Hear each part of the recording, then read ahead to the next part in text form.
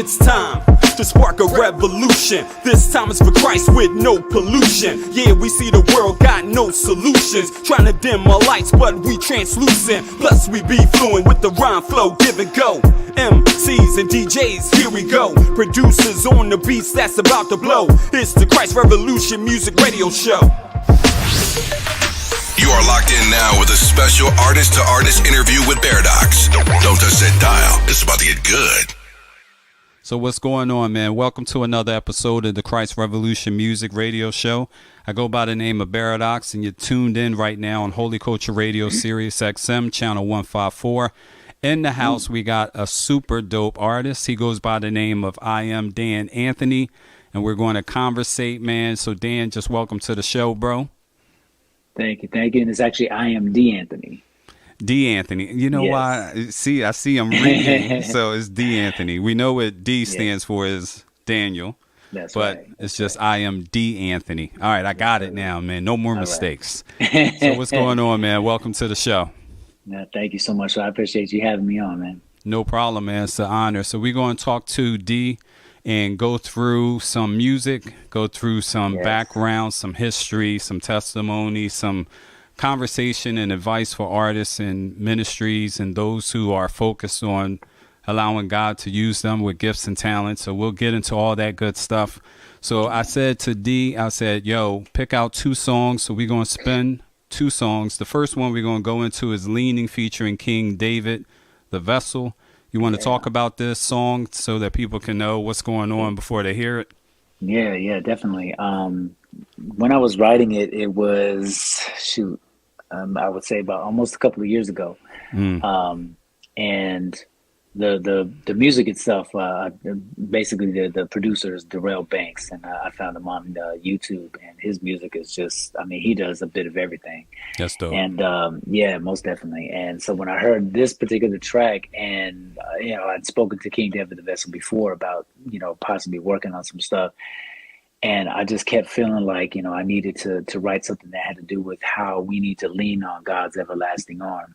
And not a lot of people, I feel like not a lot of people do that. Like they may talk about it, but sometimes we get in our own way when it comes to how we come to God, because we feel like well, let me clean myself up first, and then I'll, and he just wants us to lean on him. And that's where it came from. And I fell in love with the song. As soon as he sent his part, it was, I threw my hands up, and it was go time at that point. So yeah, I love the song. That's what's up. Now, what project is this song from? Because you have multiple projects. Right. So this one is from Glory Book 1, which Glory was also Book released 1. in 2022. All right. So I'm trying to pull it up, make sure I can run it in the background. This is all this technology stuff. Oh, yeah. Gotta love it. You said gotta love it. That's right. Yeah. Yeah, I might have to drag and drop it from another location. All right, let's just run the track, man. We'll go from there. Amen. I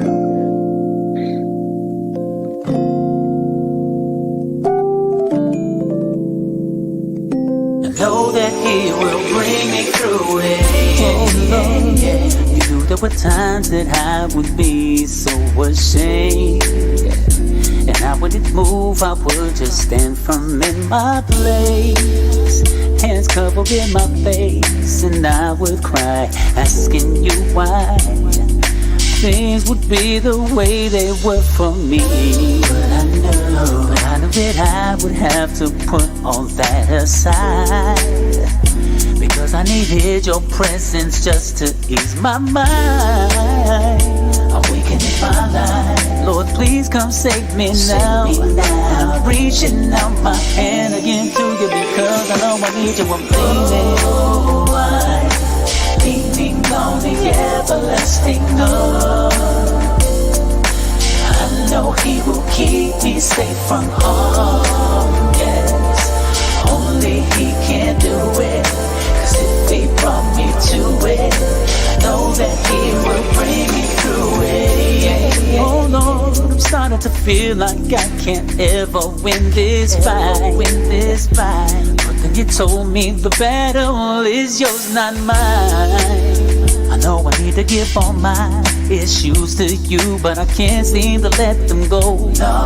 It feels like I'm trying to punish myself. Cause I know that I don't deserve none of your grace. Cause I feel every time I sin, I slap you in your face. Such a disgrace that I felt like I could die without changing my life. I know that I need to lean on you. I'm leaning on the everlasting love. I know He will keep me safe from harm. Yes, only He can do it. 'Cause if He brought me to it, I know that He will bring me through it. I found my safe place. The solid rock I'm built on means that I can't shake. The dark days don't like to seem like it ain't great. The light makes it seem like my suit's shining, but I ain't mates. Believing better days are coming, but that takes faith. And a heart that isn't hard, that you can't fake. Wasn't always ready to let you leave, but you gave chase. Deserve death for what you gave me, I'm amazed. Grace. I'm actually offending you if I don't depend on you. If you're talking about my tomorrow, then today's a bit minuscule. You're trying to birth greater works, you invest in and give me tools. You train me, but not for boxing. You don't want me to limit you. Waters look deep, but you want me to leap like a kid'll do. And what I'm in is through, my prayer is my character mimics you. Waters only look deep, but you want me to leap like a kid'll do. And what I'm in is through, my prayer is my character mimics you. I'm late. Oh, I'm leaning on the everlasting love.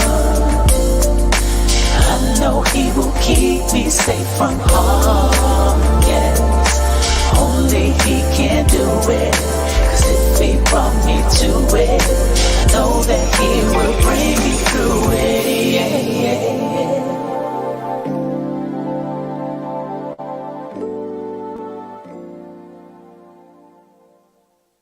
Turn my mic back on. All right. That joint right there was Leaning featuring King David the Vessel. Joint is super smooth. So the cat that you found to produce, he has an arrangement. So he's playing like all of these different instruments and sounds. Yeah. Gotcha. Yeah. Definitely. And he's a young cat too. I think he's about, I think he's in his mid-20s. Okay. Yeah, and he just, that's what's up. Yeah, it's beautiful. You know, and I'm telling you, like when I was telling you earlier, you know, when I was trying to find some kind of inspiration for myself, because I'm not a musician like that. Like I know how to, you know, arrange like certain keys every once in a while, you know, but so the process is a little more difficult for myself. I feel like when I found him, I'm like, oh gosh, like this. So when he sent you the track and it's all laid out and you started harmonizing, lyrical ability, creativity, and all those things came together. Pretty some much, good stuff, man. Yeah, it really is. Yeah. I love the music that he puts out. Yeah, that's what's up. And this other song we said we'll feature. This one is called "Just You." This is from I guess Book 2. Yes, sir. Yeah. All right, because I was trying to get the screens right. Right. Yeah. But this one is off of Book 2. So "Just You." What's the subject matter on this one? Just knowing that there's a lot of times people will kind of big themselves up when it comes to what we've got. You know what I mean? I got my car because I got my job and I work at my job. So that means, you know, I blessed myself and that's great and everything. Yeah. You know, faith without works is dead. You know, I'm not just going to sit here and pray for a car and get one. Yeah. But the means to get it, the ability and all that stuff. But at the same time, knowing that those blessings are still God given, like I can give myself, you know, as much thanks and praise as I want, but it's not the type of praise that, you know, you should be given because I know that it's just God. Like every time the song says, every time I get a blessing, I know that it's just you who gave me all I got. Because if I didn't put that out there, I don't feel like I'd be getting the blessings that I have. And I know that I don't deserve, you know, so it's a song of gratitude. It's a song of praise, a song of, you know, just giving God glory and just telling him, you know, I'm thanking you that I know that it's just you because I've got my blessings. Amen. All right, let's run it. This one is called Just You by iAMDANTHONY. You like how I got that one that time? Yeah, I got you. All right, here we go.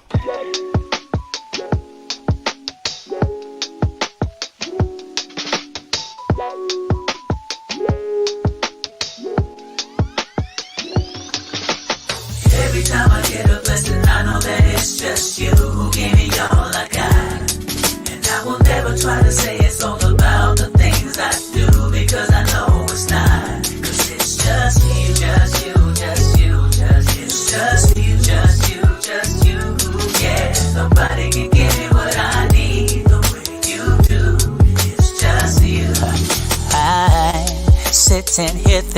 about all the things I've been through in my life.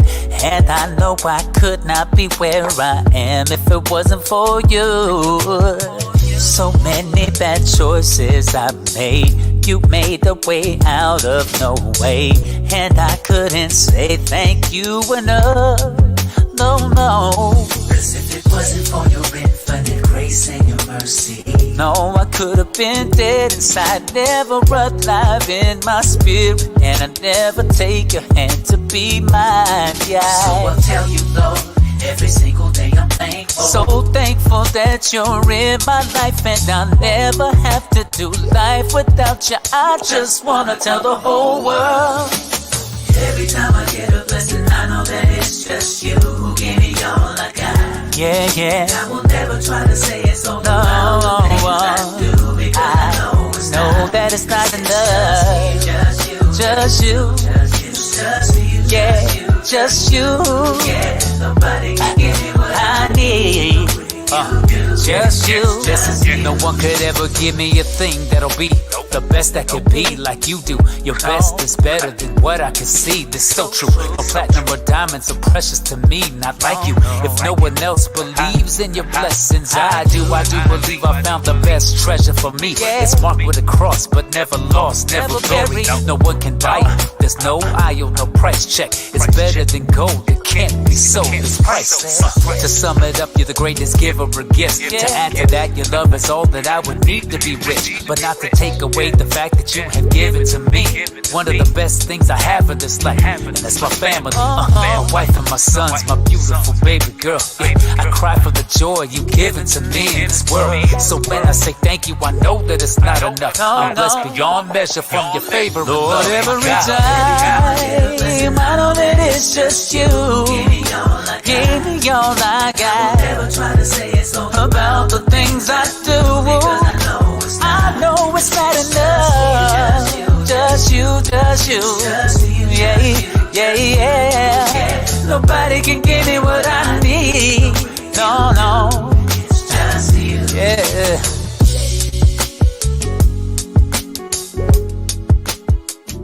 All right, that one was Just You by iAMDANTHONY. If you're just joining us right now, we're doing the artist-to-artist interview with my brother, and we just spun two of his records. One was Leaning, featuring King David the Vessel, and that one was Just You. You can spot these or catch these musics on any of your digital platforms. These albums was called Book 1 and Book 2. So this is out there, so you guys can add it to your playlist, especially if you're feeling it. You know, share it, like it, you know, add it into your comments. And we say do all those things because actually it doesn't rise to the top like cream until you start making some noise about it. So, so that joint was smooth too, man. That was the same producer as well. I appreciate it. Yes, sir. Yep. All right. And he's going to be having more people tag him. I'm telling you that much. Hope so. The Rail Banks. Yeah, that's dope. That's dope. Yeah. So let's go into your background, man. So how was your upbringing? How was it coming up as a young individual? Because depending on how you were brought up, depends on how you really got to this stage. God uses everything and different experiences that we go through to get us to where we are now. So how was it starting out for you as a kid? It was great. You know, I mean, my parents, they listened to all types of music, you know. Anytime that my dad took me to school, he was always listening to the oldies. At that time, you know, it was the oldies to him, and now it's real oldies. It's some classics now. Yeah, from like the 50s and 60s and 70s and all that. So it would just kind of depend on what the oldie station was playing during that time, and I would hear a lot from Frankie Valli to Marvin Gaye to you know, other Motown artists, you know. And but at home a lot he would play kind of the same thing but different types. So he would go into Earth, Wind and Fire and Al Jarreau, Paulino da Costa, which is he was a jazz artist, but he used to play congas. And I mean, a lot of different people, Chick Corea, Stevie Wonder, you know. So I grew up on that, and you know, it just every day, pretty much every Sunday, especially whenever he would make pancakes, he would play jazz, and you know, that would be something that we look forward to. I still try to keep the tradition going sometimes, and you know, it's just something that we all like. I have two siblings, a brother and a sister, and so we all grew up in the same thing, but we all have different likes as well. Yeah, You know, different tastes. my brother was a like hardcore heavy metal person. You know what I mean? Like Wow. he still listens to heavy metal and plays guitar. You know, my sister also sings, and Okay. it's just a beautiful sounds throughout my years of Throughout the coming years, up. early Yeah, years. yeah. So I'm Oh gonna yeah. take the historical lesson. Was these 8-track? Was these vinyl? Right. Was Yeah. these cassette tapes? It was mostly vinyl and tapes, but mostly vinyl. Vinyl and tapes. Yeah. Oh yeah. Yep. And I loved it, man, because you know you hear that scratching. You know, my dad would also take that you know that little sponge cleaner Cartridge that you would and have all on that. and he would put that on, and Or get sometimes the quarter and put the 45s. tape Yeah. on the top to weigh down the Right. needle so Right. it don't Yeah. skip Or a across the penny. record. Yeah. That's right. See, people don't understand what they have with this digital now. You Oh can just yeah. grab your phone and pull up any album you're talking Anything. about. To listen to all of that, there Right. is a variety, a Oh yeah. room full of records and Yeah. cassettes. Like, and you got to Oh yeah. remember where you put it, Exactly. because you misplaced it Yeah. or someone borrowed it. Oh You know, yeah, then it was done. That was it. You had to go either look for them or or look go for get another another one. one. Yeah. Yeah. So Or if the tape broke. yeah, you better start getting the Yeah. scotch tape and cut it along the Right. sides and make sure it gets Yep. over that section. You may have missed about 1 second of the music, but Right, right. you got it back together. Oh Yeah, yeah. they don't know about Yeah. that. Not at all, not at all. So that's some good stuff, man. That's the background. Now, did your parents sing? Any one of your Yeah. parents? Okay. Yeah, as a matter of fact, both of them did. My mom played piano as well, and Okay. my dad, he used to be in a group way back. I want to say like maybe mid '60s, Okay. called the Magnificent Souls, and he was in this group with my godfather as well, who to this day he plays with a lot of different jazz musicians and stuff. Gotcha. And yeah, he was the lead singer of that group, and he taught me, you know, stage presence and all that. My mom taught me harmonizations and all that. And Wow. So yeah, I cheat just, code. yeah, You got two pretty trainers much, in the house. in a sense, yeah. But it was weird because I remember, you know, with my dad, it was difficult to sing around him because I always I'm looked at him sure. as like he was the pinnacle to me. You know what I mean? Because Yeah. anytime he sang, it was different from Smokey Robinson, Stevie Wonder to, you know, Commodores and all that. So, you know, anytime I heard him sing, it was like, you know, yeah, I don't want to sing around you because, you know, it kind of made me a little uncomfortable, you know. Yeah. But he took me to a talent show. I want to say it was in 1990 in San Diego. I grew up in San Diego, California.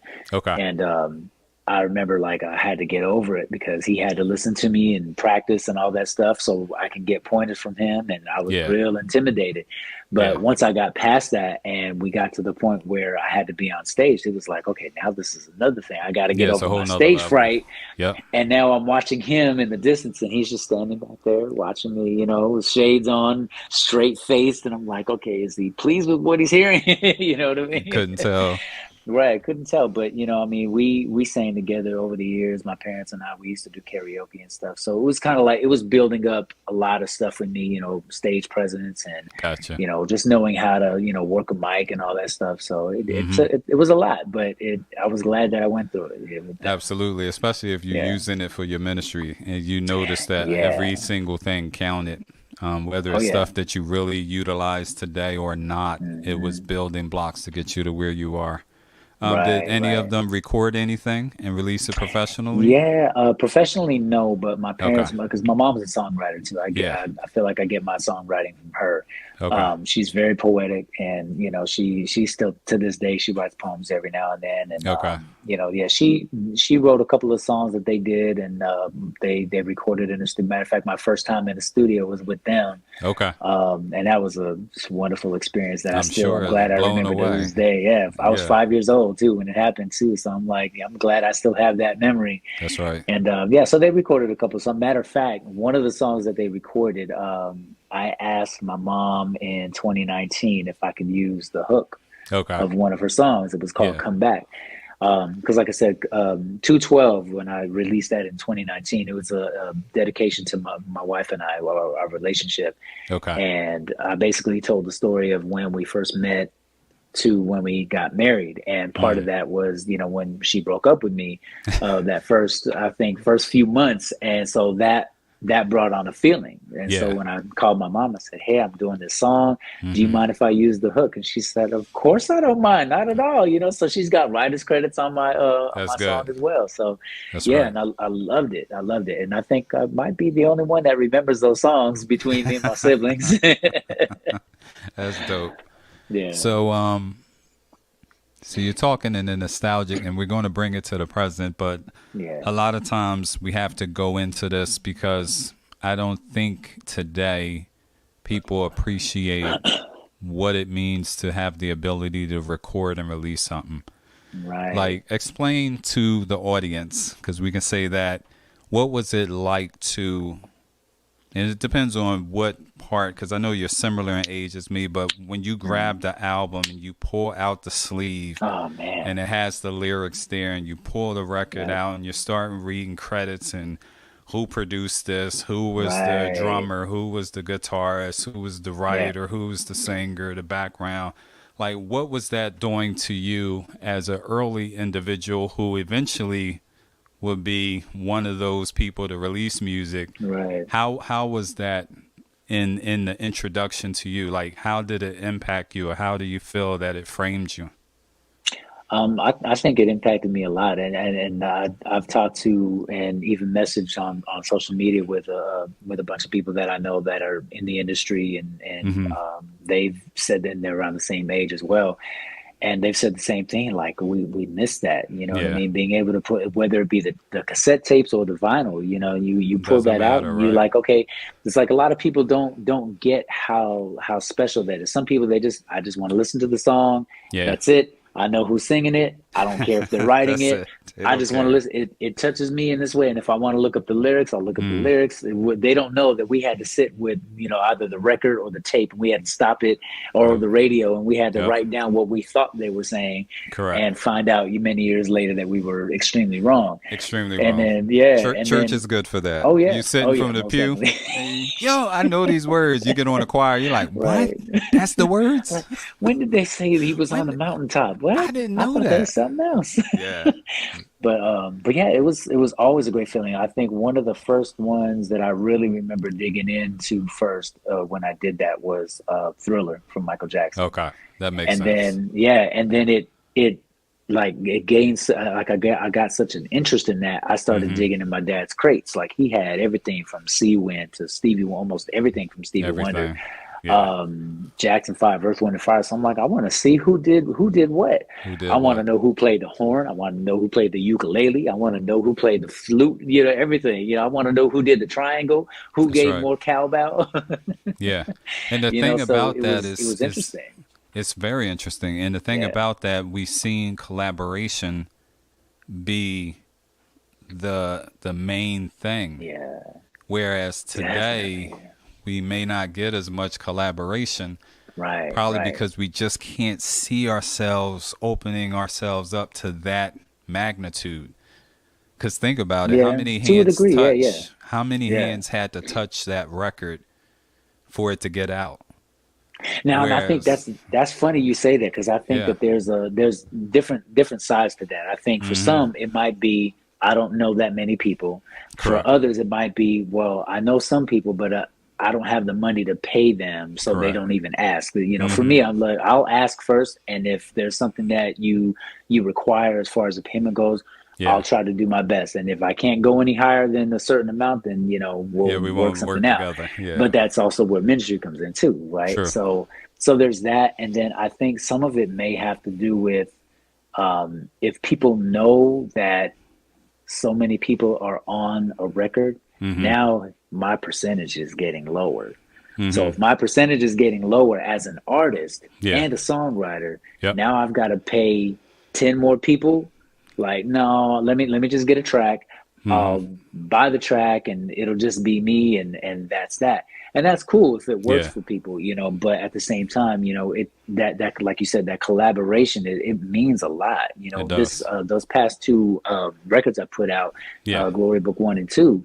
Like, I really feel like that was one of the ones that I really desired to collaborate with people. And I think it was mostly because of the interview process with some of them. You know, they were great artists. They're still obviously great artists.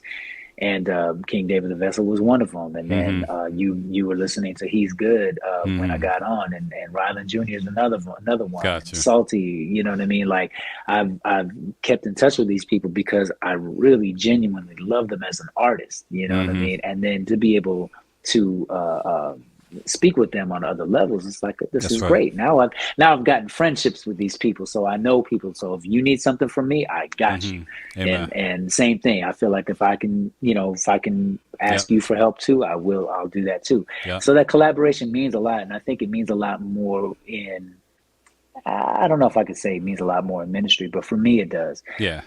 Because I know where I used to be in R&B back in the day, so it's a lot different, you know what I mean? Correct. But you know, it works. Because you're trying to go into it, number one, saying, Lord, this is the vision you given me. So I only want the people's hands on this to be responsible with what you given me. That's absolutely fine. But the thing is, your limitations is what kind of stumps the creativity at times, or stumps us to get over a hurdle that you're not meant to get over by yourself. Like there are others that we're going to run into. And I think since probably the pandemic to present, we've been talking more than ever. We've been finding each other ever. Like just like I came across you through Saul E. And Saul E and I was just vibing online. And she's like, I'm on this new record, Kings and Queens. So I was like, oh, let me check it out. So then I checked it out and started spinning it. So, but that introduced me to you. So if I didn't have that conversation with her, we would have had to connect another way. You know what I mean? So that's what I was saying. And the thing that was coming to my mind when we just started talking about collaboration is if we open ourselves up to it and pray that God send us the right people, we have an opportunity to make what most people want is a classic. A classic. And the reason we say it's a classic is something that just can pass throughout time and continually touch people. Just like if I say, and these are just the words, because you just brought up the oldies, right? The guy said, I know you want to leave me, but I refuse to let you go. Like, dog, that's some crazy lyrics. But again, it made it a classic now. Hip hop and R&B. I don't know if R&B consider as much as hip hop. Hip hop, man, they gotta write every bar. If I don't write every bar, I'm not killing it. And it's like, true, but are you able by yourself, everyone, able to make a classic? No. And the answer to that would be 1,000 times no. Because there's certain songs sometimes we can go back to. But ours is different if we're looking at it from the spiritual impact, because we're saying, yo, this changed my life and this is what I wrote on, and that was so it's covering the spiritual part. Now what everyone may deem as a classic, people have different evaluations of that. So that's why I just brought out that conversation of collaboration to make sure a lot of us consider working with others and finding yourself in a different box creatively so that you can create outside of your norm. Because you don't know what you can do if you don't push yourself. And for me, now it became a thing of fellowship. You know what I mean? Because it's not just me admiring another person as an artist. Like, you know, I had, like I said, I had a chance to talk to these people that I had on my projects, and I'm like, you know, it's great. It's great to get to know them and get to know what their likes are, what their dislikes are, how they write stuff. You know what I mean? And understanding that some of them even work the same way that I do. Some of them don't, and that's okay. You know what I mean? And I'm good with that. The type of friends that you have around you aren't always going to be the same type of friends. Now you may be, and they don't need to be, and they may be like-minded in the sense when, you know, if your circle is a bunch of believers, and that's great, you know, how can two people walk together except they agree? But you got to have other people around you too, because you never know where you're going to be able to pass some other wisdom off, or that you might get some wisdom from someone else, you know? Absolutely. So that's the good stuff. So where did you start landing first? You said the talent shows started happening. Were you then seeking a record deal? Were you seeking to be signed? Were you seeking to start a group or be a soloist? Like, because how did that start evolving? It kind of started evolving through school, and for the most part, it was because once I found out, and this sounds really pompous and arrogant, but that's kind of how it was back in the day, bro. That's how gifts are. gifts throw you out there, and you be like, I'm good at this.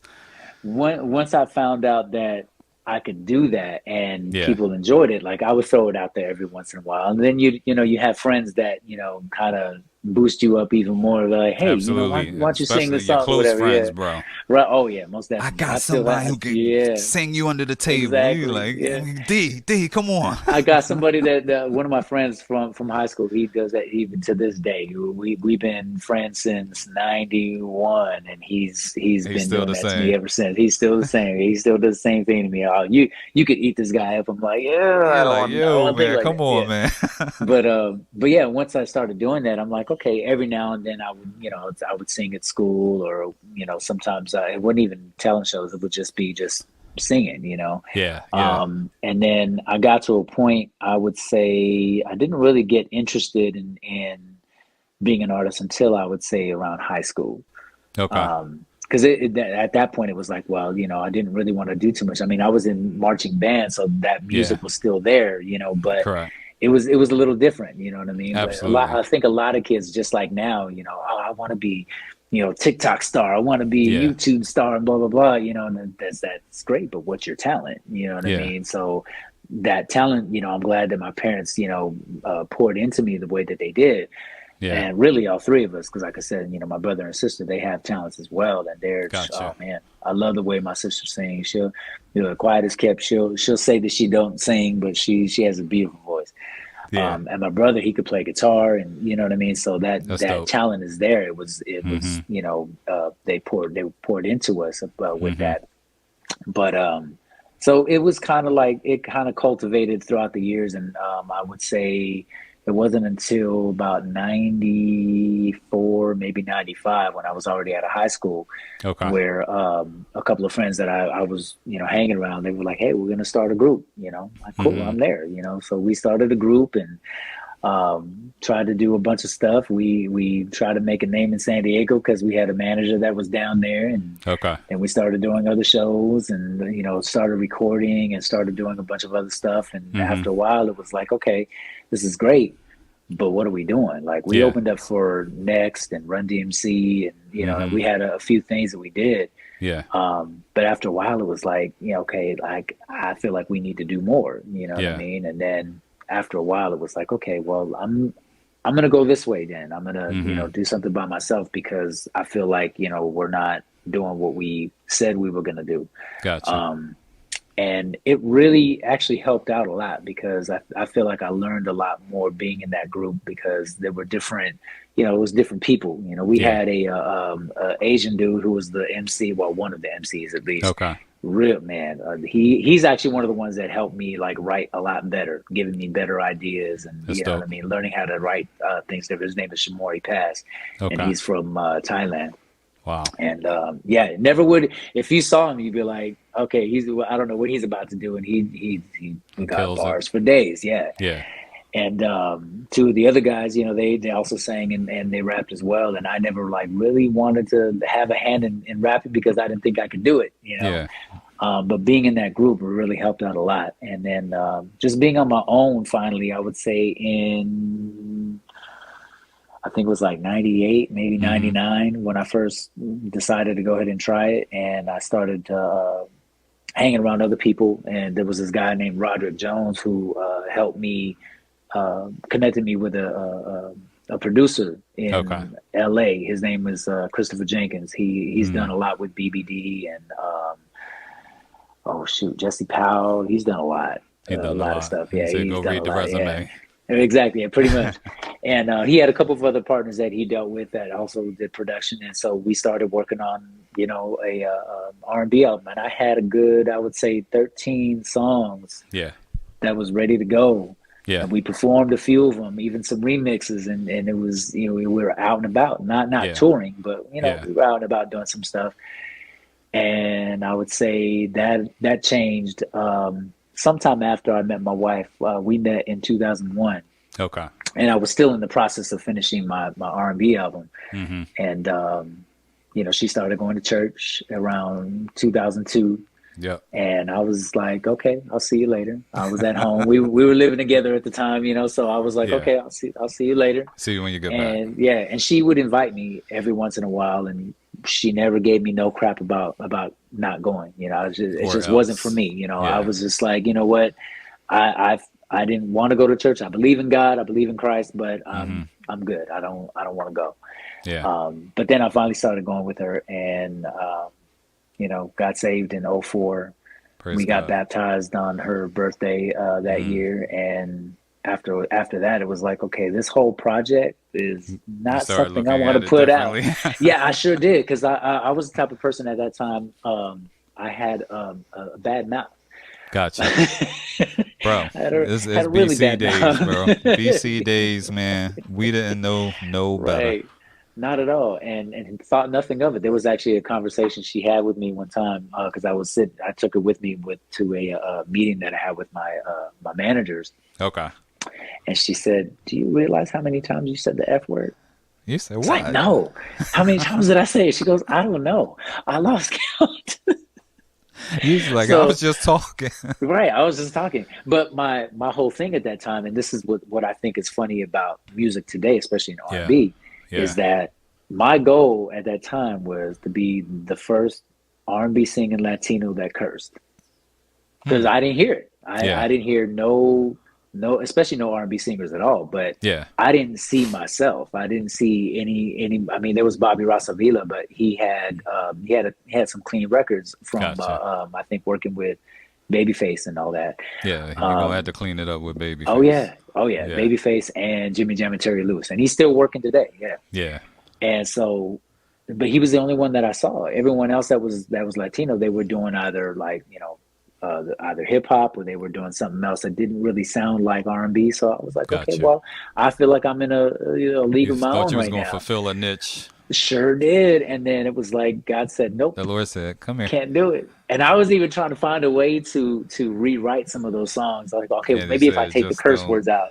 Like, no, you can't do that. Nothing. Because the You're not going to spirit put none of behind that it out. was not like you. Yeah, the only song that came from that time that I went ahead and put out was a song called "Everything" that I wrote for my wife in '04. Okay. And I'm sorry, '03. Okay. And I wrote it for her. Matter of fact, Del Pearson from Five Star as a group back in the Okay. day. He produced the track, and Okay. when I redid it, I ended up having to reproduce the track because I could not find the instrumental to it. Wow. So, I ended up hitting him up later, and I had said, "Hey, this is the song." I redid it, and it's our wedding song. So, Okay. That's so awesome, I ended man. up keeping it. Yeah, and it was just a beautiful song, and Yeah. I'm glad I kept that one. But that was literally the only one that I The could only keep. one that can So, survive. yeah, the only one that survived. Everything else is all right. Say, see You're ya. good. See ya. And I don't need you. Don't need you. Yeah, no. That's impressive.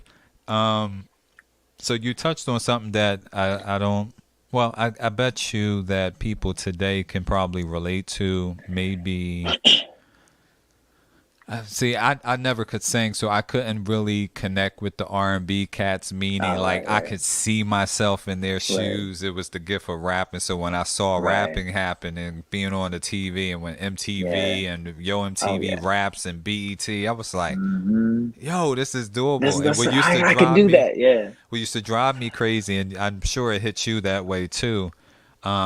And no shot at Special Ed, but Special Ed was on TV rapping, right? And I'm listening to a song, some dumb bubble gum. I said, Right. what is he doing on TV? Like, I can rap better than that.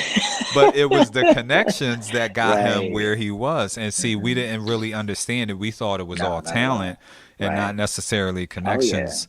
So just seeing people similar as you make it and being, desiring it and trying to get to it. Because when you brought up the group, how you came into a group and eventually you separated from the group, and you said that was around 94, I think It you was said around like 90, 98, 98. 98. Yeah. Okay. But a little bit before that, when you was in high school and you came in with a group, but I was thinking around that time, I remember it's not that exact time, but around 91 is when groups started really taking off, boy groups. Oh Like, yeah. Jodeci, right before Jodeci, though, Julia. Oh was yeah, the before Philly them. Yeah. Cats, which Oh yeah, was Boys to Men. Boys to Men. Yep. Oh So yeah. for me in Love Philly, them. that was a big deal because one of the guys who was a part of my rap group knew them.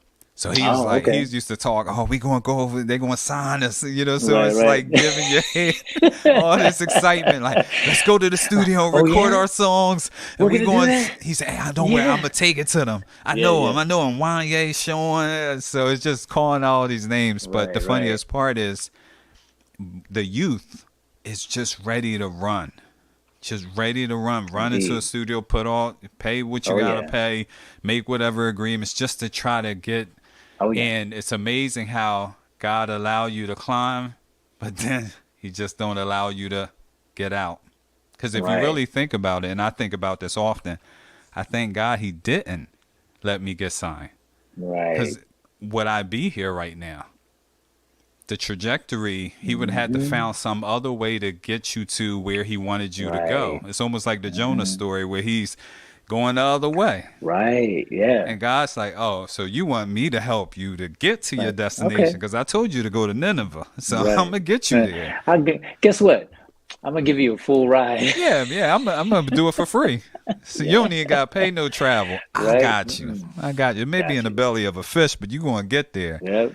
So how did you see the transformation through? Like, you started going to church, you're starting to study the word, you're starting to learn, and how now whatever you used to write about is being transferred into some other type of experience of a testimonial or the power of God, however it's hitting you. How was that in your mind? Like, was it just the progression because you felt led to do it because of God's impressions on you, or was it like you seen there is a need for it? I would definitely say the impression on me because I think a lot of people who there's a big difference with people that have grown up in the church Yeah. and then people who grow up in Yeah. church. Yeah. And when I started going, it was like, okay, this like I said, I started listening to the songs. I'm like, I still love the songs. Like God, Yeah. like I love the tracks. I love what they're about because I had like a whole storyline Yeah. from start to finish. I'm like, I And gotta you're keep emotionally something. Yeah, invested. most Yeah. definitely. I think there was probably 2 or 3 tracks that I did keep, but I said, you know what, I'm gonna rewrite the whole Yeah. thing. I'm not. There's nothing Yeah. that's gonna be similar to that. And it Yeah. literally may have been like 2 or 3. Yeah. And but it was the way that I felt like like I'm going back to what I was saying. And when people first start going to church after they've lived a whole life of whatever, they start feeling like, okay, well, shoot, if I gave myself to the Lord and I'm going to live this life, I need to really start living this life. That's right. I can't keep talking about this over here Yeah. when I'm living this life right here. You Yep. know what I mean? And so I kind of went full force with it. I said, okay, you know what? I'm going to rewrite some of these songs. I'm going to write some new songs and, try to get in touch with some people who I still, knew from back in the day. And Yeah. some people helped me out. I got, monetary help from a few people. And it just was one of those things that I felt like, you know what, it's not conviction. Yeah. There was no conviction involved. It was just like, I've got to do this because why not? Yeah. You know what I mean? You said the gift was given to you by yeah, God, so why not exactly. use it for God? So yeah, and I, like I said, I went in and I was given, I think pretty much most of my songs were about praising God, and even one of the title tracks to my very, very first full length recording of gospel album was called Brand New Life. Okay. And that literally spoke to what I felt during that time. I may actually re-release it at some point because I still love the music from there because it was my first, my very, very first gospel album. Yeah. And then there was another song that I wrote in there about, not cheating on my wife, you know what I mean? Because I'm like, like, why would I? You know what I mean? Yeah. Because that was a previous life, with way back in the day. You know what I mean? It was what it was. Yeah. Yep. So I wanted to make sure that there were differences. Like if people who knew me, I wanted them to see, okay, well, this is how he was, but I see how you are now. Yeah. And not realizing how difficult later on in the years, and I was kind of like a jumping, into another thing, but not realizing how difficult it really is to keep that intact. You know what I mean? And that's where you get a lot of other stuff, coming through, with my other projects, All God Knew Me, and realizing that I was arrogant at the time, and not even knowing, you know what I mean? Not even knowing how arrogant I was or conceited. And then later on realizing, oh, well, shoot, I do have a testimony. It's that. And then it's this other thing over here too. So why can't I sing about that? You know what I mean? Because it's one thing to hear people, and I think that's why I love certain artists like Jonathan McReynolds. He's one of my all-time favorite songwriters. Okay. He's a beast, and he writes about real stuff, and that's also part of the reason why I like CHH, because a lot of people in CHH, they're literally writing about, this is what I went through. Yeah, transparency. Hell in the hallway before he got divorced from his previous wife. He literally wrote about every emotion that he had. Yeah. And why not? Like our job as ministers in this way, is to help somebody else. And your testimony through that, even by telling them, listen, I'm still going through this right now. That's right. Why can't I talk about it? And some other people, in gospel industry, they may feel like, well, no, we just want to sing about how good God is, and that's great. Yeah. But you don't have any problems? they say you don't want to talk about your problems. The quote would be, that's not sellable. But the bottom line is, that's why you and I said we connect with albums, right? Because the album has those sellable songs, but however, it has those content songs, transparency songs, transformational songs that took us from point A to point B, meaning God transferred us, grew us up, matured us, delivered us, like whatever he did in our lives, how supernaturally he does things, we needed to communicate that and get that out there. Indeed. So I do have a question for you, because this is a perfect question for you, because you've been in both worlds, whether, because I'm sure once you came over to this side of doing music for God, you started hearing. Once I left the dark side. It was this like Star Wars. Once you left the dark side.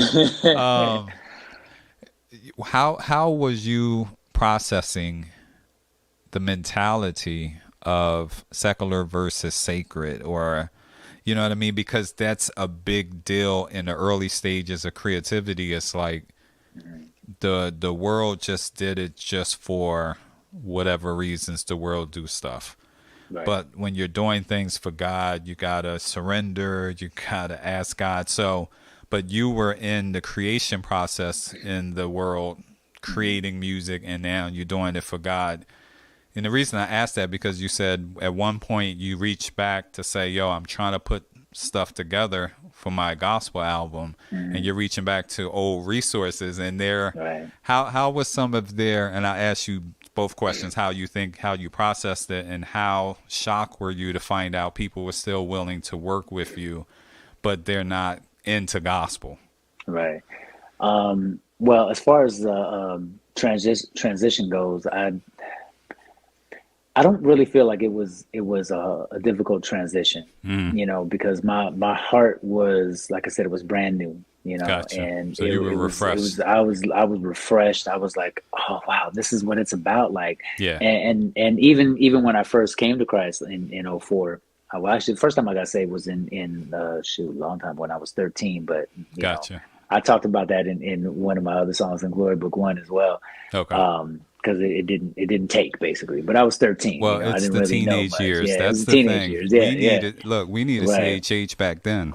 Sure did. If we would have had it. Yeah. Oh man, it would have been totally different. But even then, at the same time, I kind of think, well, how different would it have been for me? Because I was still listening to a lot of different things during Yeah. that time. I mean, we had a whole bunch of people. I mean, it's solely off subject, but Yeah. we had a bunch of people. We had High Five. We had Boys to Men. We had It was so much the going Boys. on. There was so much, so much Yeah. going on that we could listen to. It was like Yeah. that's part of my history and part Yeah. of a lot of people's memories. You know what I Yeah. mean? So I just love think the going back. identification, we couldn't identify someone who was so young Indeed. serving Christ. Right.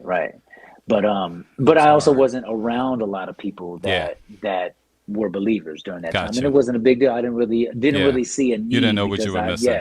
didn't know what I was missing. I didn't know that it was there. Well, I'm gonna tell you from growing up in church, bro. We were the same way. Because when we go to school, you don't see no one confessing Christ. Right. At that time. Yeah. Right. Nobody. You didn't know who was a saved, who was a Christian. At all. Yeah. So yeah, pretty much. Yeah. But as far as transition goes, like I said, I thought it was pretty easy because I still wanted to keep the same sound. Yeah. Because I didn't really, I mean, other than Kirk Franklin and Mary, like I didn't really see or hear anybody else that was doing the type of stuff that I like to do. Like I like to do stuff over hip hop sounding tracks, and I loved it. I loved samples, even though I didn't really like it at first when I was a kid. Yeah. But I loved it after a while. It grew on me, and it really was like, okay, like I still want to keep that sound, that vibe, or neo soul. I love neo soul. Yeah. So like I said, transition was okay, but as far as the other part, honestly, I was surprised at the few. And it was literally a few that were willing to help out. Even the manager that I had, we kind of lost touch, I think, right before, maybe about the year before or 6 months before I got saved. Okay. And, he kind of stopped working with me during that time. There was a lot of stuff that was going on behind the scenes that I was and was not aware of. As always, right? Yeah, as always. But I still had a team with me that was willing to do what we needed to do, and we did different shows and whatnot, but yeah, I was surprised. There were a couple of people that the matter of fact, I reached out to the engineer who was in this place called North Hollywood out in California. Okay. And I was surprised. He was like, yeah, sure, come on through, because I knew people that he knew, and I asked him, I said, listen, I don't really have a lot of money to, he's like, don't worry about it. Come through. We're gonna work it out. Yeah, we'll work it out. And then I found somebody who was willing to put some money behind it. So I said, okay, great. Here you go. I want to make sure that I give you something, and he worked it out. He didn't want credits on it because it didn't sound the way he would like it to sound, because he would have to put more time into it. But it's still, something that came out good. But I think that those people who stayed around and really got something from it were meant to be there during that time. And they helped. And it really kind of helped with my transition and trying to keep moving forward in gospel, because I still wanted to keep that same vibe, what I felt was true to me, and I feel like I still do that to this day. So that's good. Yeah. So with all of those years, how many years do you say is under your belt? Are you counting from 98 to present, or? Right. Yeah, look, BC, yes, I would say.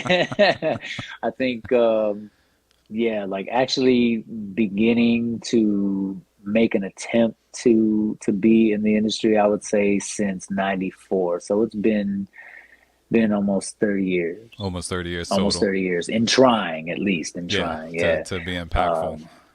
But I will say that since like streaming is a double-edged sword. Like it doesn't pay what it should, but it's good for what it can do. I always tell people it's good because a lot of people who wouldn't normally be able to come out are able to come out. But the bad part of it is that a lot of people who wouldn't normally be able to come out are able to come out. Yeah, and then and that kind of leads into the whole name thing, because I've seen other people, like I'll get a notification saying, oh, John B just released something. I'm like, this is a Puerto Rican dude. Like, why is he calling himself John B? Doesn't he know there's another John B out there? You know what I mean? So it's like they don't know, anybody can do it. If you're not familiar, and that's the other thing too, if you pick a common name and it crosses multiple genres, it's like that doesn't help a search. You know what I mean? So that's why you said iAMDANTHONY should minimalize, any of the search problems. Yeah, and it has. I won't lie, and I'll kind of give you a quick backstory on that. So there's a guy named Daniel Anthony, which is Okay. what I went by at first. I've been going by that name since 2013. Yeah. Because I was gonna go by my given name, surname, which is Para. Because my name that I was using for R&B, I was not about to do that. Yeah. You said no And mixing. yeah, mixing no matching. mix. I can't. I was trying, but yeah. So and part of the reason why I stopped doing that was because there were some Spanish people that kept coming up in search engines, and this is before Gotcha. like streaming was like real big. Like you had a Popular. little bit out there, like Spotify wasn't even a thing, Yeah. but I would notice that some people would come up in certain Google searches and stuff, and I'm like, what, this is irritating.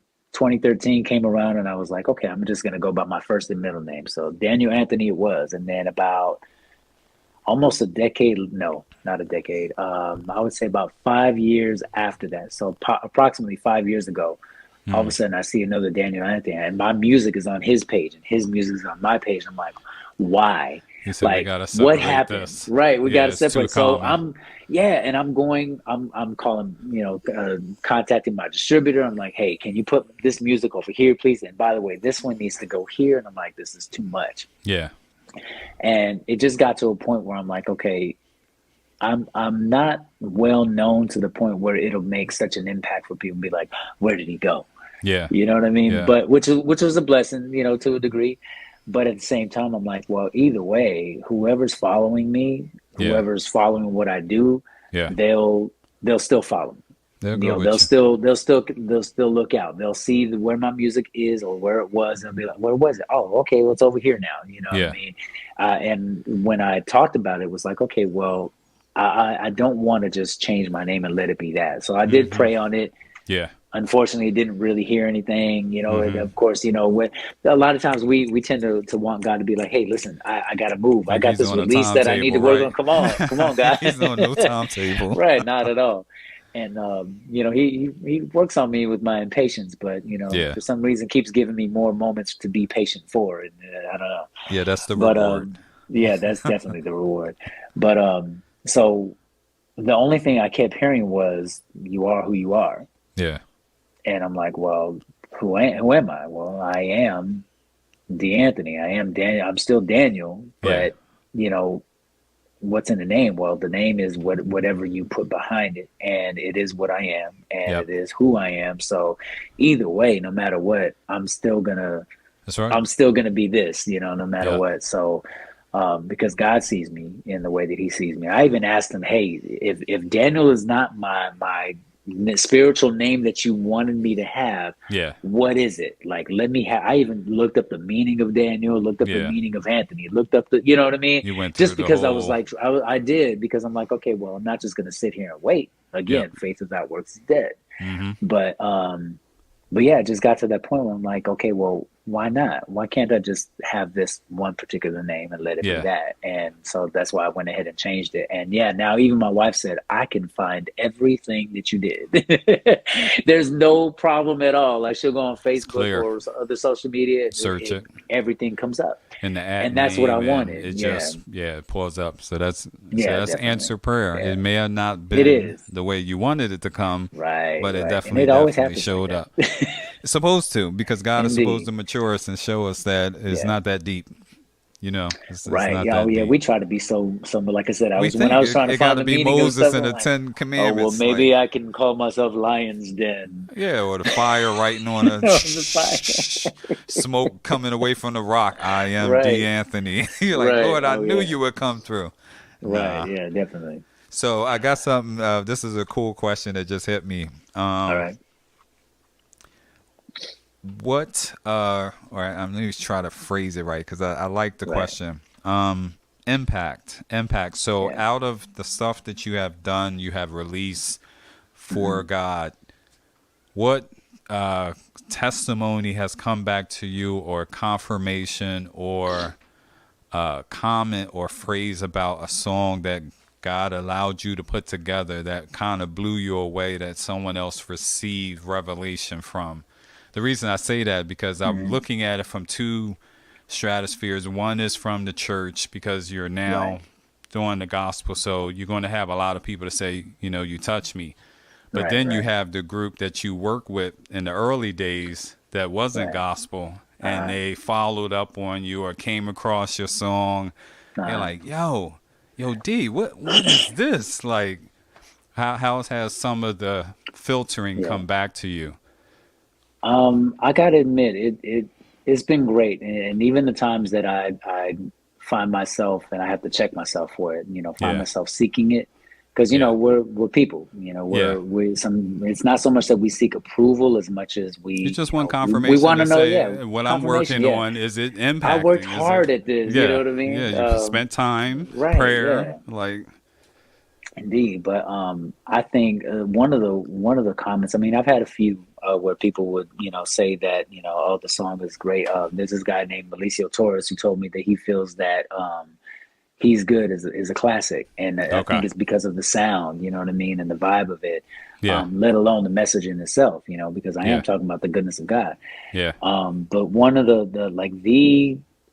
and it still sits with me to this day. There's this guy that I met, not in person, but because social media is a great thing. Online is great. There's a group that I'm a part of called the Music Realm on Facebook, and it's an open group. I think it's an open group.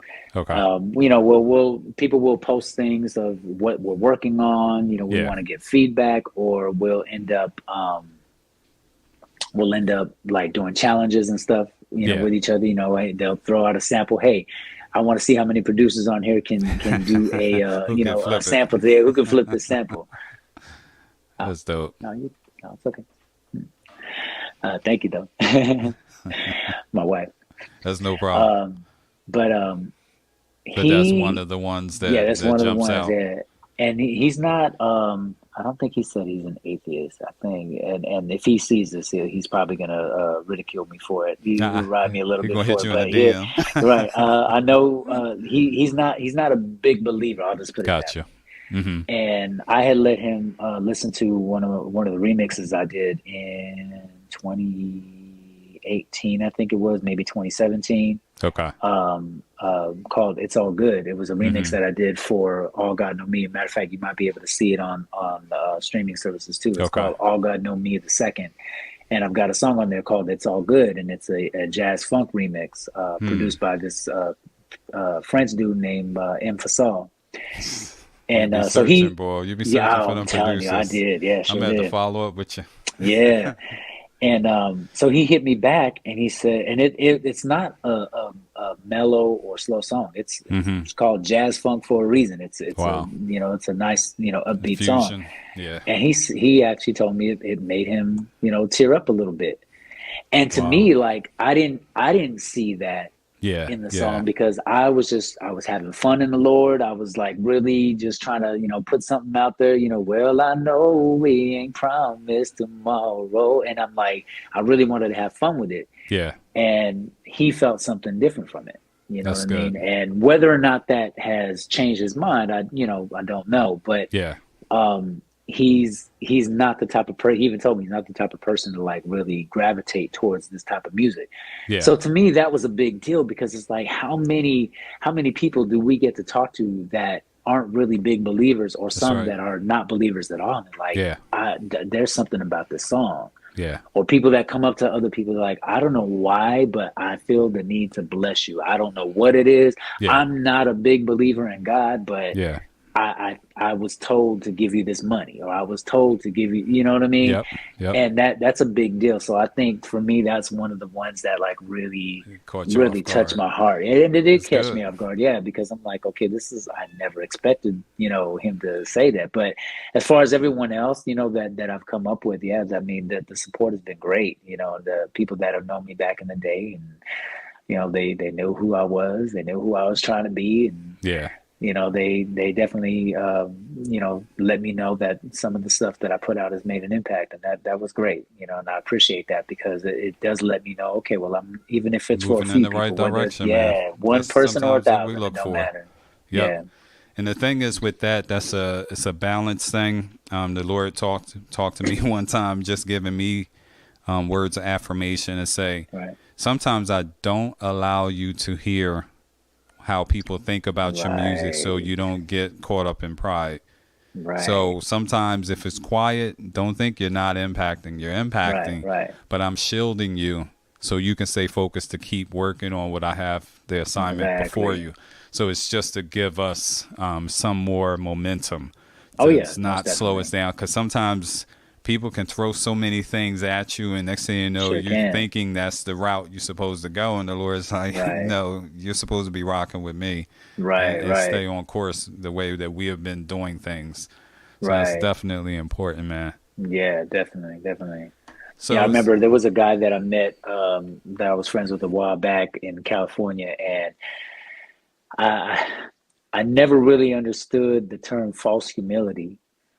And when he mentioned it to me at the time, I was thinking, okay, now you're just being a hater. Like, you know what I mean? Like, I don't trying to even didn't understand even it. know. Yeah, I didn't even try to like ask him any questions like, what do you mean or whatever. And it wasn't until this was like years ago, like maybe 2014, 15.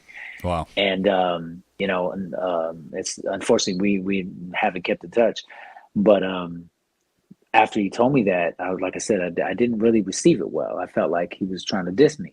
But it wasn't until recently, like I want to say about a few months ago, that for some reason God put that back in my Came memory, back. and I was like, oh shoot, maybe this is what he was talking about. Mm-hmm. So maybe the messenger wasn't the right person to say it, and maybe Yeah. how he said it may not have been a way that I received it well. But hearing it to myself Yeah. now, I'm like, oh shoot, that's probably what I've been doing, because every time somebody would say something to me, yeah, I would say glory to God. I would say Yeah. thank you. I would say praise God, because I'm thankful to God for it. Yeah. But there was a certain thing about me that I still think was carried over. You know what I'm saying? Like I said in one of my songs, it didn't take back in when I was 13, but Yeah. there's still certain things that are still a part of me that I have not rebuked in the way that needed to be rebuked. Yeah. And it's because I didn't know that it was a problem. Yeah. You can't necessarily rebuke something and ask God to take this cup from me if you don't know you're holding the cup. If you don't know, Yeah. you don't realize the cup that you're drinking from is the thing that's making you sick. Yeah. That's You know what I tough. mean? And so realizing that recently was like, oh, okay, well, shoot, now I need to make sure that I'm purposeful Yeah. in not only what I'm saying, but how I'm saying it. But not because I want people to not see me as a false, humility type of person, but because I want them to see God Yeah. in me. And if I'm going to do that, I need to make sure that I let go. I need to make sure that I still, I can still say thank you. Yep. I could Definitely still, yeah, I could still receive the gratitude and the thanks and the praise Yep. and all that, but I'm not going to just act like it's all me Yes, sir. and then pretend like it's not all me. Mhm. You know what I mean? I'm definitely Yep. going to make sure that I'm purposeful in how I receive that, and Yeah. that's a big deal to some people, and I didn't realize how much of an issue that was. Yeah, we're going to until, always that battle time, with that, yeah. because in one breath you're focusing on doing it because you're Right. being a vessel for God, but at the same time he gave you the gift and the talent. If you Right. didn't sit down to be obedient, to write it, to sing Indeed. it, to record it, to release it, it wouldn't materialize. Right. So that's right. where the difference is, where we got to understand, yes, give honor to those who honor is due, but at the same time, don't take it all on to yourself to say, Right. this is me. Yeah, That was exactly. the craziness of, I think, in the Bible, King Herod, where they were talking about him, how he speaketh as if he's a god. He Right, said, right. yeah, I do. And it says, I next do, thing you don't know, I? you know what I'm saying? My man is dead, worms eating his eyes out. And they like, yo, Right. what happened? He's like, Ah. he took the glory of God. He knew better. Right. He was already king. Like, you could Right. stay in you should stay in the assignment in which you are called. Right. But don't take someone else's position that you can't fill his shoes. True. You can't fill God's shoes. So No, don't even not let at them all. say, oh, he speaks as if he's a god. Right, It's right. like, dude, you're going down you already did too much stuff. You done killed Right. Jesus. You got all this stuff against you, and you're going Indeed, yeah. to defy him again? Nah. That's the craziness. So, And that's the man, thing. Like I'm sorry. no, go And ahead. and that's the thing. When I got to the point where I was realizing what the problem was, I'm like, okay, well, I need to make sure what's that scripture? Avoid the very appearance of evil. Yeah, You know what I mean? And I'm recognizing this is the problem, but I want to make sure that I'm out of the problem, so much so that I'm like, no, like, nope, problem's not there. Yes, it is. The you said it's problem's still there. present. It's still present, and you need to deal with it. You know, if you Amen. don't deal with it, it's gonna get worse, and you're not even gonna realize it. Yep, yep. So let's give some advice to artists. And I used to say up and coming, but nowadays it depends on spiritual growth. It depends True. on relationship with God. It depends on revelation time. Like you said, a comment comes to you years ago, couldn't digest it, couldn't receive it, didn't see the revelation from it, and God later on reveals more. So there's different things that we can put out there. So what advice do you have for artists that are desiring to use their gifts and talents for God, and how to stay balanced in all of this that we deal with? Because like you said, so easy to release music now. We talked about earlier an era where only a handful of people would get out. Right. Only a handful. Yeah. Now we have a world full. Like, it's just Yeah. all over the place. You know, Everybody, their you can mama, scroll. Like, if the you ever get in that cousins, yeah. scroll habit, you scroll for an hour and you're Yeah. like, why am I still scrolling? Yeah. Everyone wants to be a star. You know, what advice do you have for those who really desire to minister for God? Be careful that it's still a business, no matter what. They don't call it the music business for nothing. So They sure don't. be careful with that. But at the same time, be business minded. Yeah. Don't just think that it's about, yep, I'm going to go in the studio, whether it be your corner in the garage or the bedroom or Or your the bathroom, basement, where, yeah. or the basement, wherever Yeah. your studio is. Don't think that it's just that, because if you really want to do something with it, you're going to have to, as they say, put some hustle behind the muscle. Yeah. And again, faith without works is dead. I can't say it enough, because Yeah. no matter how hard you try to just lay something down and put it out, that's not gonna fly. Now, for myself, Yeah. I have a hard time networking. Gotcha. You And don't I look don't- like it, bro. I don't you know, like just to. explain. I'm looking at all these projects online. Or this producer's from Sweden. This producer's that- from France. That's the thing. Like, networking in a sense of, matter of fact, back when I in 2013, when I first started going by Daniel Anthony. Okay. 1 second. Go for it.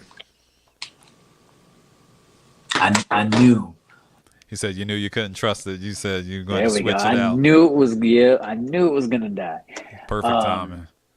Yeah. Back when I was still using the name Daniel Anthony, the guy who signed me to his independent label, he called me up a couple of times and he said, "Hey, there's this thing going on where you might want to come through." And I was in California at the time, and my wife and my daughter were out in here, Florida. They took a trip out here, and he called me up. He said, "Hey, there's a network thing going on. Why don't you come out?" I'm like, oh. You said I don't- what kind of? Yeah, not only that, yeah, exactly, especially that, because I'm like, what kind of thing are we talking Yeah, about? what is going but it on, was yeah. gospel, so it was like, okay, Okay. well, I felt like it could have been safe, Mhm. and but I just didn't want to, because I'm like, I don't like the term schmoozing. I don't like the term rubbing elbows. Like, Gotcha. I know I probably needed to be there, Gotcha. but I'm also okay with my decisions. Yeah. I'm okay with sporadic, networking where I could do it online. Yeah. You don't want to talk to me? Cool, no problem. I'll I reach can talk out to to someone. the next. I'll send an email, whatever. But when it Gotcha. comes to like going to actual parties, get-togethers and whatnot, Yeah. I'm like, okay, well, now it's going to take me gas. Now I got to drive out there. Yeah. It's different if it's a ministry event where whether I'm being asked to minister or asked to support. And it If I'm happens able to make, yeah, afterwards. exactly. Yeah. And it happens afterwards. That's totally different. I'm cool with that. But so be prepared. Like, if you're going to try to make this your job, it's going to be a job. Like, you have to treat it like a job, for real, like from sun up to sundown. Yep. It's just like having your own business. A lot of times people will say, well, I want to have my own business. That way I don't have to work anymore. Yeah, you're going to have to work double. They don't Because look at it now, that way. yeah, well, I want to be my own boss. Cool. Well, guess what? Your boss is You're gonna about be to the fire first you worker because yeah, exactly. You're gonna be the first worker to get fired from yourself for you. because you don't want to do the things that's needed to be done. That's true. It takes work, That's right. so be dedicated, make sure that what you want to do is exactly what you want to do. Yeah. But again, it's the music business. So you still, whoever you're gonna contact, you're going to come into contact with people that you may not normally want to be around Yeah. because they're still part of the ones that control the industry. You know what I Yeah. mean? So just be prepared, Yeah. but don't put yourself in predicaments. If That's you right. know you struggle with certain things, don't go. Yeah. Yeah, if you struggle with drinking, don't go where they're going to be Yeah. drinking. Don't let them Because if meet you you at the think, bar. yeah, because if Don't you meet at the think that bar. gospel people don't drink and they don't drink to get drunk, you're misinformed. They Gotcha. do, unfortunately. But at the same time, you can still keep yourself away from these things by making sure that you're purposeful in your actions. Make sure Yeah. that your steps are ordered. Pray before you do anything. That's good. Pray without ceasing because That's right. you have to. You have to cover yourself. You can't just expect your ministry of music Yeah. to be the only ministry that you do. That's right. You have to minister in some other way, shape, or form, whether you're a part of the church, whether you're part of something else. And if that's the route you want to go, well, then go that route. That's right. But don't be upset when, people say certain things and feel like, make you feel like you can't do something. Because I think that's another thing that happens with CHH. A lot of them have they get discouraged because it's like, Yeah. well, hip hop is not really of God. Like, okay, maybe back in the day it wasn't. Yeah. Like, But what's the content? I mean, yeah, what's the heart? I told people. Matter of fact, there's this other artist from TMR. Her name is Donnie Hunter. She goes by Donnie Lene. Okay. I don't know if she's gonna put out a gospel album, but you could tell that she's really been wanting to. Gotcha. She posted something recently about how she notices a lot of CHH artists are like really fire, and I'm like, yeah, they are. Some of my favorite ones are in God Over Money. And then, well, I'm not just talking about one of them. Like every single one of them from God Over Money they're like some of my favorite artists. Yeah. And then there's another one named The Foundation. That's my homie out in California. Okay. He's another one. He sings and he's got bars for days. Yeah. So you could see that the talent is there. It's all You there. can see that everything is there, but what are you willing to put behind it? Are you really willing to push forward? So push forward. It's okay. Yeah. Don't feel like you're doing something wrong just because you're seeking this as your business, but just remember that it's a business. Amen. And you have to be careful with who you interact with. Keep your circle the way you need to keep it. Yeah. And I will say that's one of the things that I admire about God Over Money. When I met them in 2018, Okay. because I actually opened up for them, me and Foundation and a few of my other buddies. My son, as a matter of fact, who also sings and raps. Okay. We opened up for them, and in meeting them, I ain't gonna lie, like at first it was like, okay, I'm not sure how to gauge them. Yeah. But it was them not sure how to gauge me either, because I'm brand new to them, they're brand new to me. Yeah. But it's making sure that their spirit is right. Yeah. And I understood. I didn't understand it right away, but you have to make sure that your spirit is right. You have to cover yourself. You can't just think that you can go out there and just deal with certain things and not cover yourself. Yeah. So make sure you do that. But also be original. Be yourself. Don't try to. I think there's a difference between influence and copying. Yeah, the duplication. If you're trying to copy something, then it may not work out well for you, because I've been down that road as well. And there's certain things that I know that I'm not able to do because I do sound like I'm copying. But there's also things that I know is true to me. Yeah. So if you know what's true to you, work on that.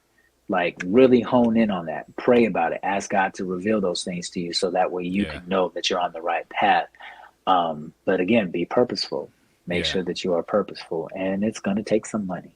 Yep. It's going to take some money. Like you can't just, think free advertising is going to get you somewhere, you know what I mean? And sometimes even these shows, like your show or the show that I had, like it's not always going to be something that's going to boost you right away, but at the same time, be purposeful, get Yeah. in touch with the right people, and you'll be on a good track, but it's got to be your desire to want to minister first, Yeah. and then be professional about it, afterwards, because it goes a long way, and definitely make sure does. you're nice. Right. Like, for real, make sure you're nice. Don't let your my godfather told me your ego is not your amigo. Wow. He said it's not And your it's friend. true, not Yep. your friend at all. So be careful, and I think that when people get that in their mind, their heart, their spirit, then they'll be on the right track. Yeah. That's good stuff, man.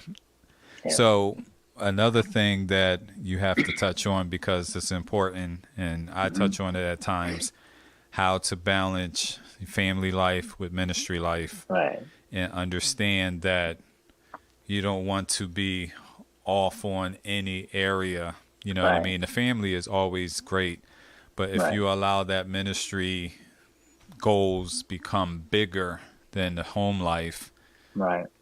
you, especially if you're married, you have children, you have so much responsibilities. And that's the thing about balance, is something that I always talk about. Whether I'm working my full-time job, looking out for my parents, looking out for my children, looking out for my Right. wife, looking out for the church, like there's so many different things going on all at the same time, that if you are trying to take your ministry to another level, it's not just going to go to another level because you put a little bit more time or put all your time. It's like God wants everything to be balanced. So Right. how challenging is that conversation for yourself to stay balanced so that you don't overexert yourself in ministry and goals? I'll be honest, I don't find it difficult at all. All right. And maybe it's because of how, I'll admit, of how little I do. Gotcha. Because it's kind of like how I was talking about earlier. If I Yeah. spend a certain amount of money, then that means it's taken away from my family. Well, it's kind of Correct. the same thing with my time. Yep. My time is more precious than money. Yeah. And if I spend too much time trying to get dates and get dates and get dates and get Yeah. dates, Booker. and booking stuff, like, okay, yeah, that'll be great, on one end, but how is that going to affect my family? It, like, the job that I have right now, Yeah. excuse me, we go out of town anyways. We go up to different states and whatnot. Gotcha. A couple of my coworkers are out in Australia right now. So y'all traveling. Yeah, so they travel. But I find that the balance ends up being great because my wife is very understanding. That's good.